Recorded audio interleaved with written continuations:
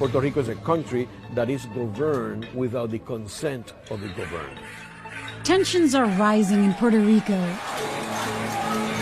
In the midst of climate, economic, and political crises, natives fear the island is turning into a fiscal paradise for rich outsiders as more locals leave their land behind. It's designed for depending and extraction. And that's why they're giving incentives to non-Puerto Ricans to come to Puerto Rico. Is becoming a state the solution? This in-between status is embarrassing. Congress should say now yes or no to statehood to Puerto Rico. Why would I allow for somebody who abused me for 123 years to then consume me? Or is it becoming independent? If you depend on someone all of your life, you're not going to grow. Puerto Ricans are united. In order for you to grow, you have to be free and not to depend on someone.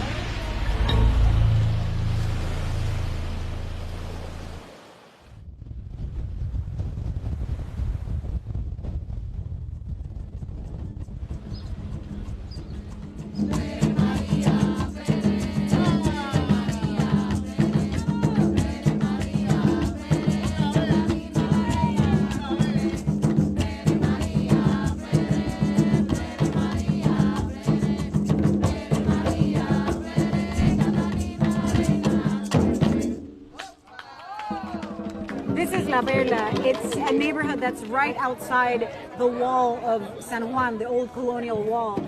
And these neighbors get together every Friday. They've been doing it for the last year and a half or so to play music, to play bomba y plena and pass on the traditional Afro-Puerto Rican music. But because the wall belongs to the U.S. Park Service, they're not allowed to do it there anymore, so they moved here.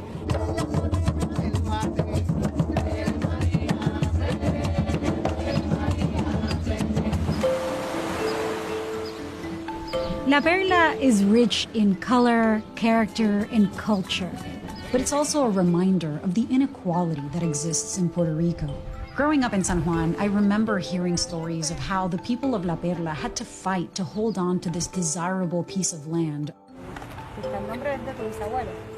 Mi bisabuelo, el negro, se encargaba de mantener la plaza y pues en homenaje a él le pusieron el nombre a la plaza.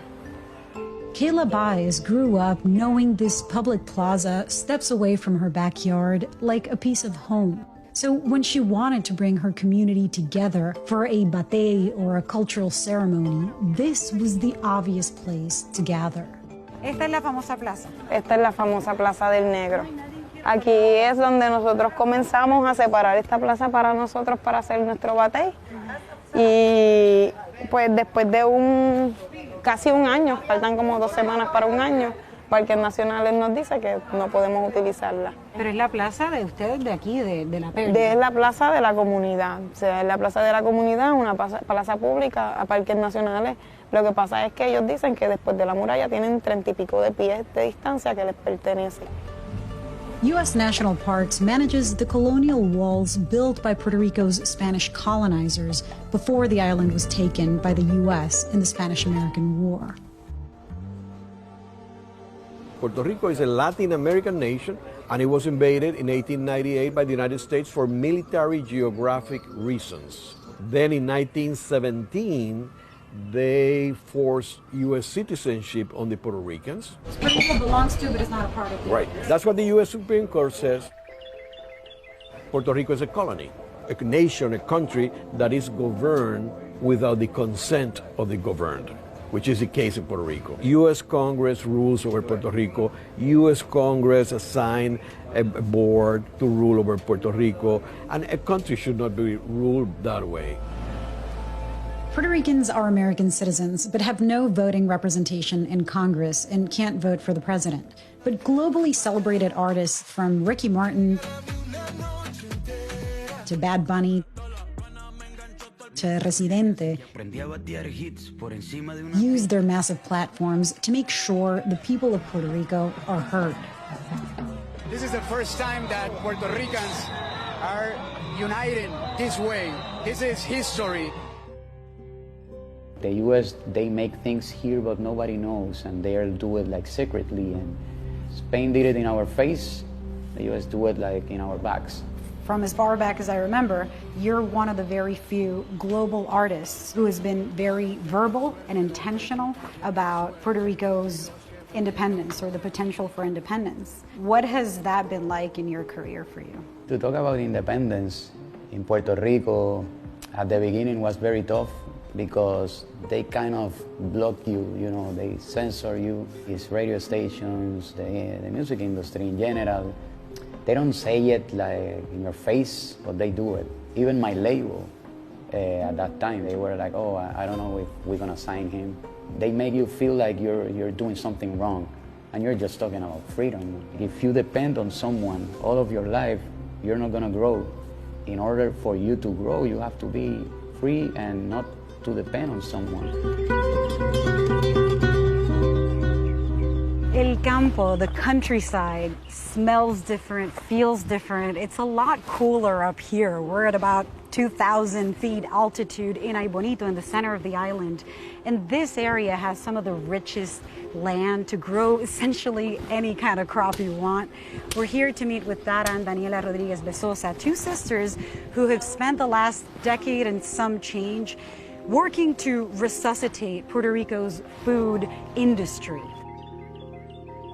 One of the most important things we do is biodiversity. So, you know, right now we have 50, 60 different vegetables growing at the same time. They all help each other. And how common are farms like this one? They're becoming more and more common, which is great. But I think Hurricane Maria was pretty huge to kind of highlight the importance of what we're doing, food insecurity, you know, the fact that literally here in our town, there was no food available for a really, really long time.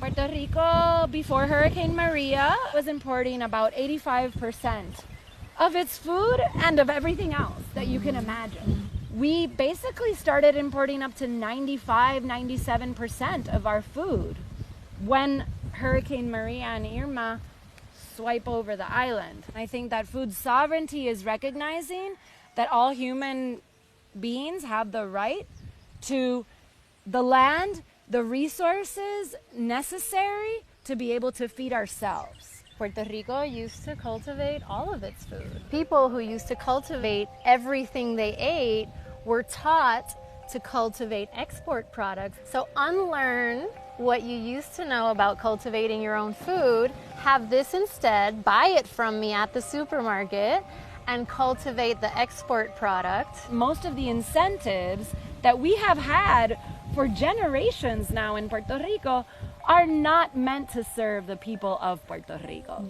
It's not designed for thriving, it's designed for depending.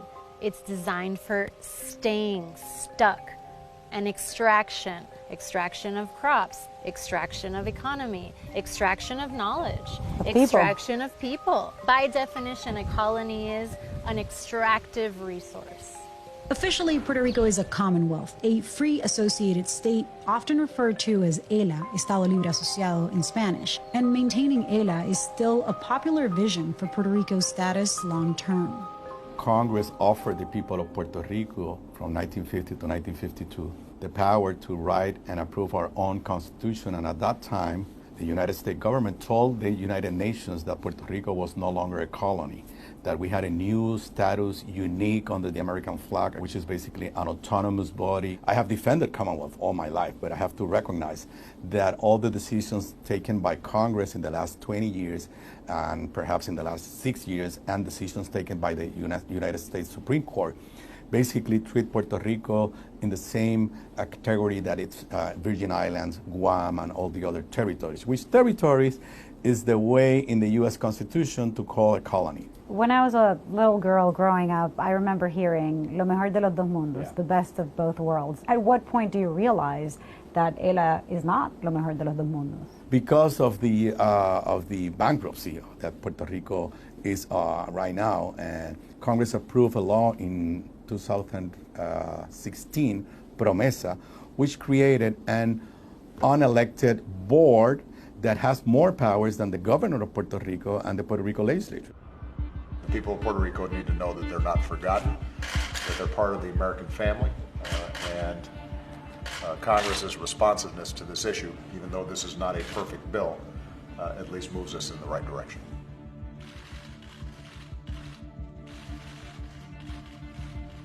So right now, we don't even have the power to approve our own budget. So right now, we don't even have the power, the total power of self-government. So that's why I said one thing is what they told us back in 1952, and the other thing is the reality we're living right now. The federally appointed board, locally known as La Junta, has imposed severe budget cuts as the way to start paying off the island's debt, owed in large part to Wall Street creditors. Before Promesa, Puerto Rico did not have an opportunity to restructure its debts to a more affordable level. In fact, no U.S. states had that opportunity either. Promesa provided Puerto Rico a unique chance to restructure and reduce its debt to sustainable levels. We cut on public education, we cut on government programs, we cut on all the things that you should invest during a moment of crisis, right?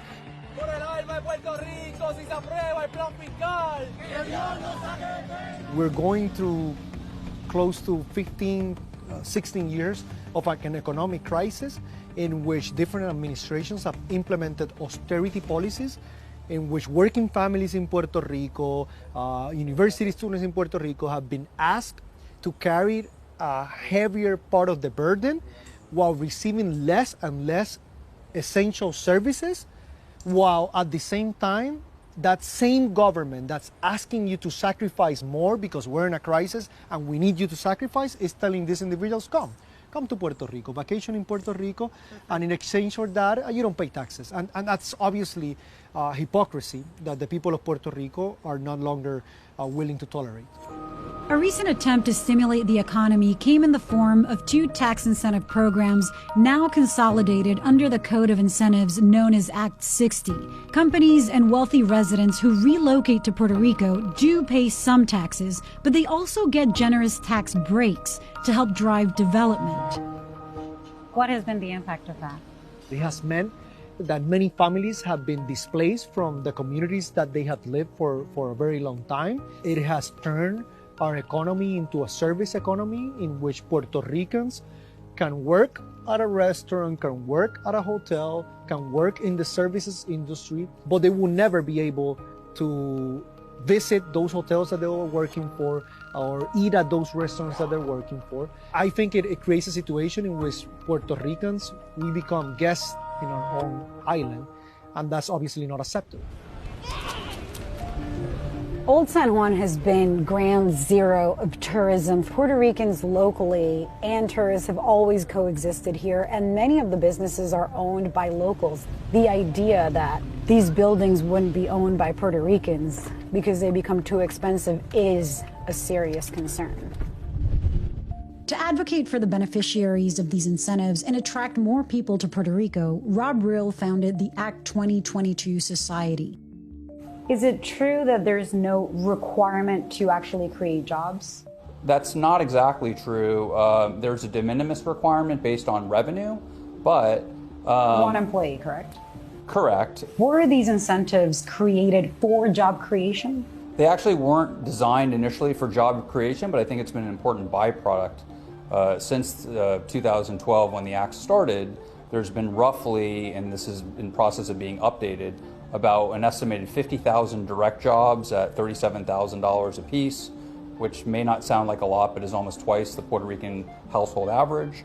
And secondarily, there's been about 100,000 indirect jobs that have been created, things for like construction, attorneys, accountants, hospitality, car dealers, et cetera, et cetera, et cetera. So it's been meaningful, even though that wasn't the initial intention. The mandate for businesses to hire one local employee kicks in only after they make $3 million in revenue, and even then, that employee doesn't have to be Puerto Rican, just a resident. What about the concern about property values going up and being unaffordable to locals when you have such a wealthy population buying up property? I think that's also a misconception, because the properties that are being purchased in places like Dorado Beach are being purchased by wealthy families from other wealthy families. So there's no gentrification actually taking place. Dorado, a beach town just 30 minutes west of San Juan, has gated communities featuring multi-million-dollar homes and has attracted wealthy U.S. residents like YouTuber Logan Paul, who promotes Puerto Rico as both a tax haven and a kind of personal playground. I feel like people are wondering why Puerto Rico, right? Yeah. Like, how random. Yeah. Taxes. It's one vertical. Yeah. It's one. It's a big one. Paul was recently in the news for defending his brother Jake, who's being investigated for threatening endangered sea turtle nests by illegally driving on the beach.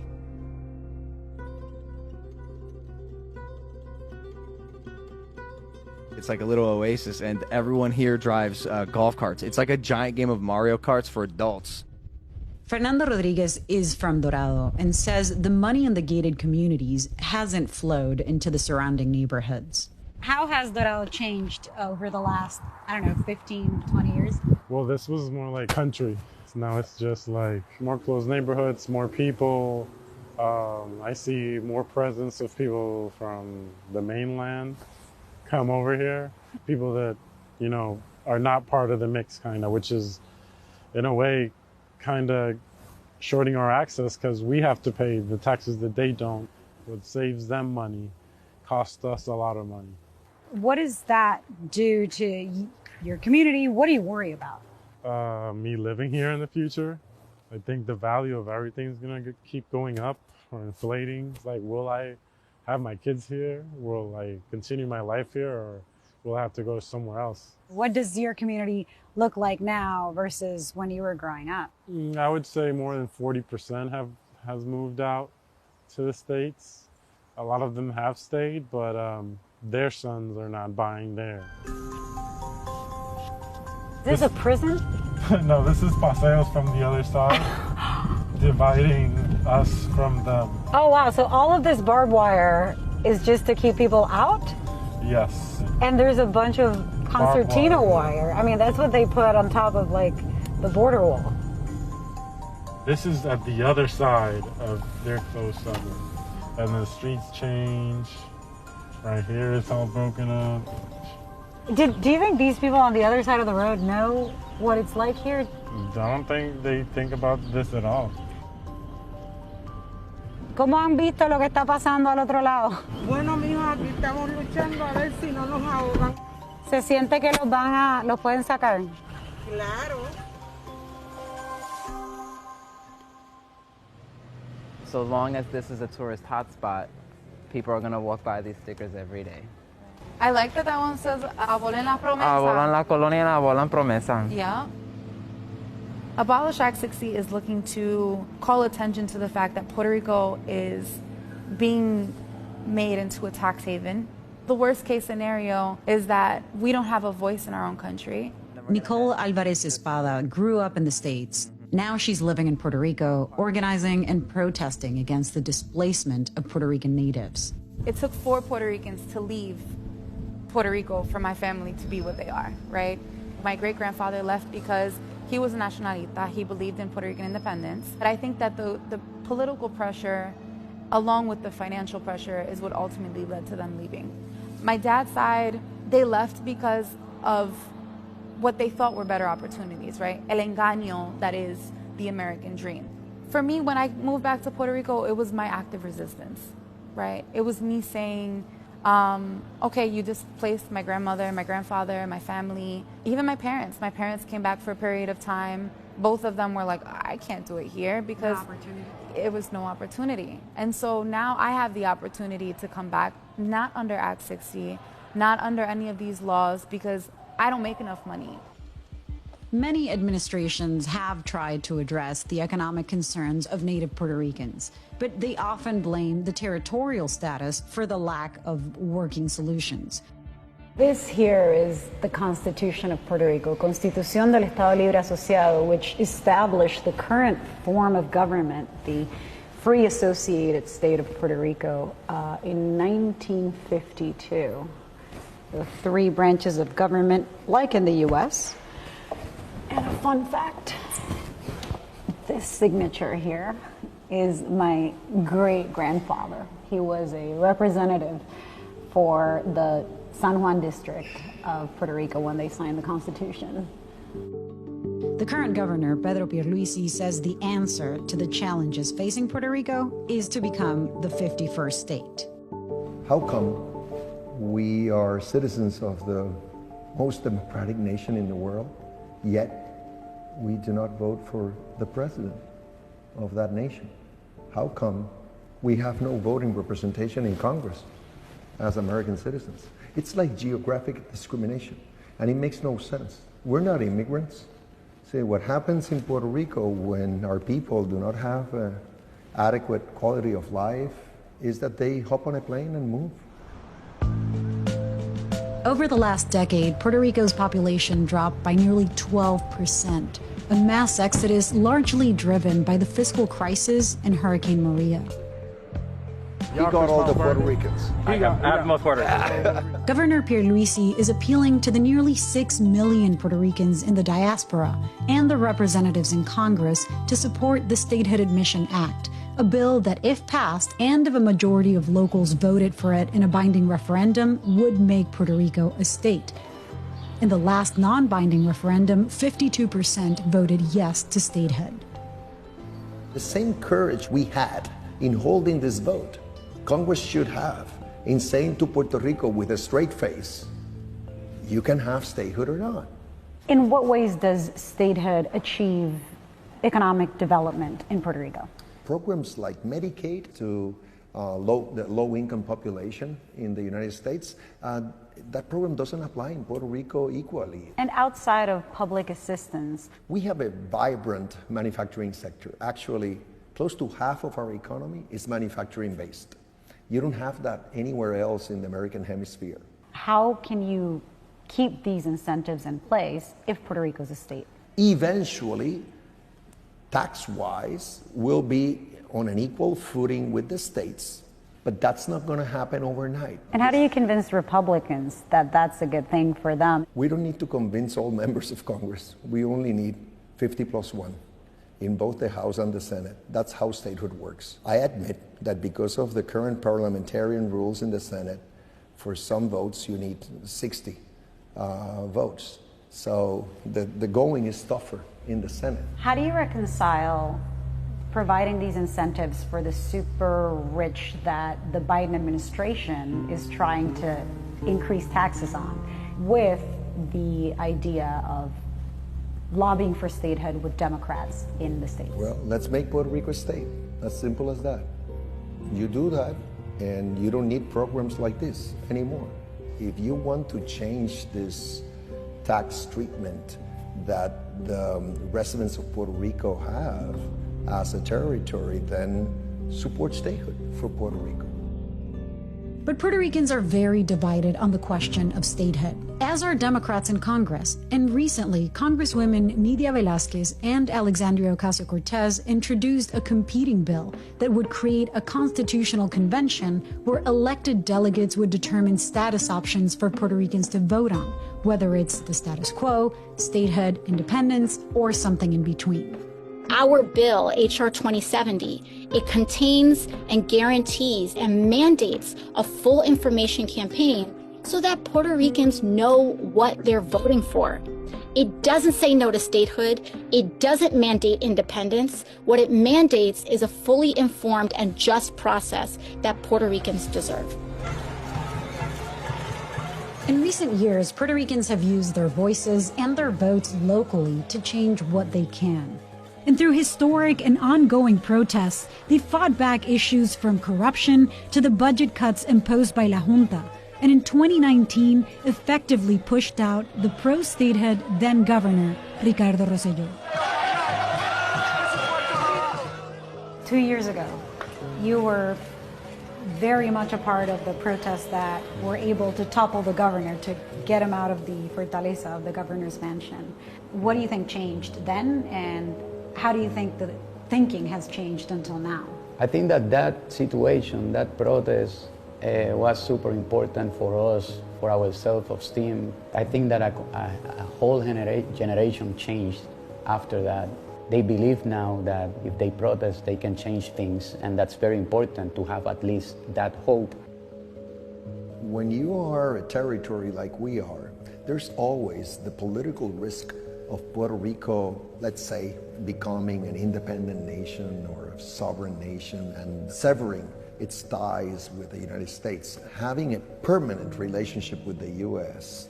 brings a lot of political stability and makes us more attractive for investment purposes. That's what happened in Hawaii, it happened in Alaska, just to pick two territories that became states and that were quite different than the rest of the states. So the same should happen in Puerto Rico.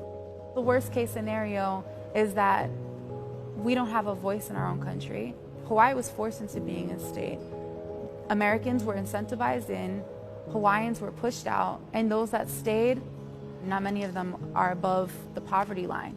As a young activist here, are you hopeful? Where do you see things going over the next few years? What are you seeing, movements getting I to? am hopeful because I think the reality is that the other side doesn't make sense, right? Being a state doesn't make sense. Why would I allow for somebody who abused me for 123 years to then consume me?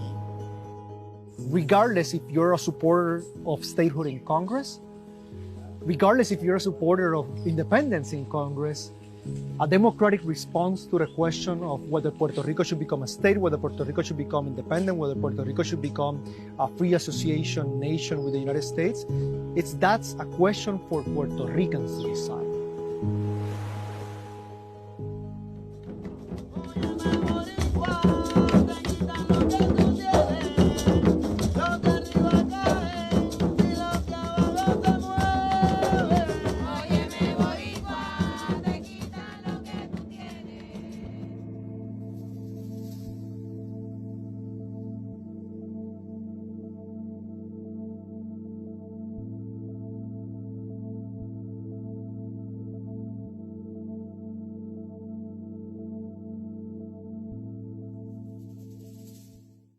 Hey, thanks for checking out CBSN Originals on YouTube. If you want to watch more documentaries, download the free CBS News app on your phone, tablet, smart TV, or any streaming device.